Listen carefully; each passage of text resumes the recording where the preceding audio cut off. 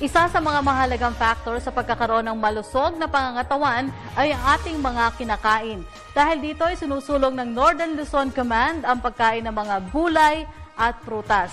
Sa katunayan, may sarili itong taniman ng mga organic fruits at vegetables na tinawag nilang Hardin ng Lunas. Silipin natin ito sa report ni Dina Pag-Ibigan. Tulad ng kasabihang, a pen is mightier than a sword. Ang kapayapaan daw ay nakukuha sa isang maayos at mahinahong usapan. Bilang mga tagapagtanggol ng bayan, ito marahil ang adhikain ng sandatahang lakas ng Pilipinas sa kasalukuyan.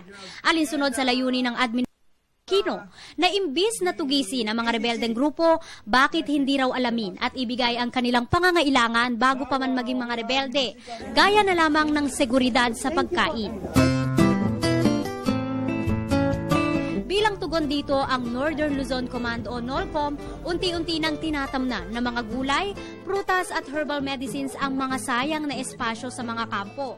Tinatawag nila itong Hardin ng Lunas, kung saan hindi lamang mga sundalo ang makikinabang dahil bukas din ito sa mga nais makamura at makasigurong ligtas na pagkain dahil lahat ito organic. Ito po yung bagong campaign paradigm shift na imbis na hanapin ng, sabi nga ni Presidente, imbis na tugisin ang mga kalaban natin na armadong grupo, bakit hindi nyo paglaanan ang mga pangangailangan ng mga taong bayan?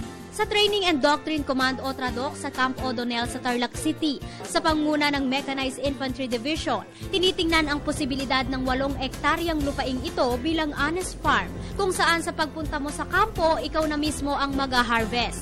Layon din itong ma-develop higing tapat na mga Pilipino. Kaya nasabi namin habang nagpapahinga, because this is just a secondary job. Dahil ang primary namin is yung military programs, no?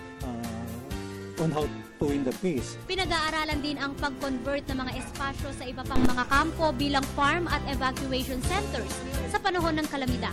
Samantala, malaking partisipasyon din sa nasabing proyekto ang mga pribadong sektor, gaya na lamang ng Tarlac Herbal Foundation.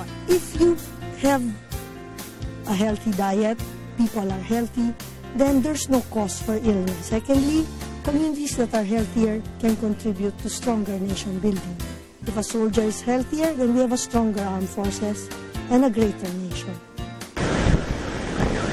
Kung ang climate change ang itinuturing na panibagong hamon at kalaban ng bansa, ang pagtatanim at pagsiguro ng pagkain ng komunidad na raw ang isa sa panibagong ibig sabihin ng Internal Peace and Security Plano IPSP Bayanihan ng AFP.